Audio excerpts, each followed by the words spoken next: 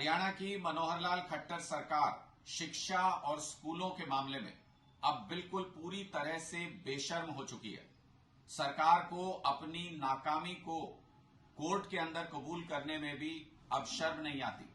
सरकार ने high court में हलफनामा दायर किया है और इस हलफनामे के मुताबिक ही सरकार खुद बता रही है कि हरियाणा के सरकारी स्कूलों में 8240 कमरों की कमी है, जिसमें से 10 साल सरकार में रहने के बावजूद दिसंबर 2024 तक वो सिर्फ 1000 कमरों का ही निर्माण कर पाएंगे।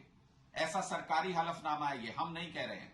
सरकार ने अपने हलफनामे में माना है कि हरियाणा के स्कूलों के अंदर टीजीटी और पीजीटी के 28,000 टीचर्स की कमी है। ऐसा हरियाणा सरकार खुद को बोल रही है, ये हम नहीं कह रहे हैं।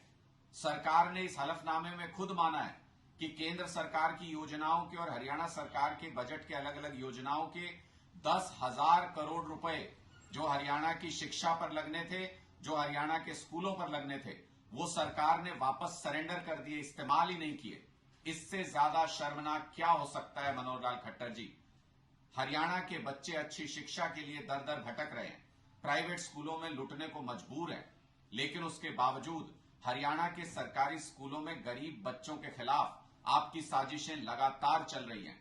न बिजली पानी की व्यवस्था सही है, न टॉयलेट की व्यवस्था सही है, न टीचर्स स्कूलों के अंदर हैं, न कमरे बने हुए हैं, न बेंचेस हैं स्कूलों के अंदर।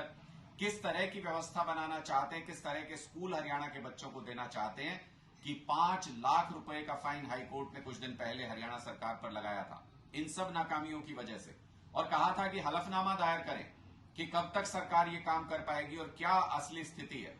आज उस हलफनामे में सरकार ने बेशर्मी की सारी हदें पार कर दी और खुद कागज पर लिखकर यह कबूला कि 8,000 से ज्यादा कमरे हरियाणा के स्कूलों में कम हैं, उनमें से सिर्फ 1,000 कमरे ही अपनी सरकार का 10 साल का कार्यकाल पूरा होने तक खट्टर साहब बना पाएंगे। कबूला सरकार ने खुद कि पीजीटी और टीजीटी के 28,000 टीचर्स की कमी है। कबूला सरकार ने खुद कि हरियाणा के सरकारी स्कूलों में शिक्षा व्यवस्था बदहाल है, बुरी हालत है। इसका मतलब खट्टर सरकार की, बीजेपी सरकार की नीयत नहीं है हरियाणा के सरकारी स्कूलों को ठीक करने की। इसलिए हलफनामे में भी ये सारी नाकामियां कबूल करने में भारतीय जनता पार्टी की सरकार को कोई शर्म नहीं है।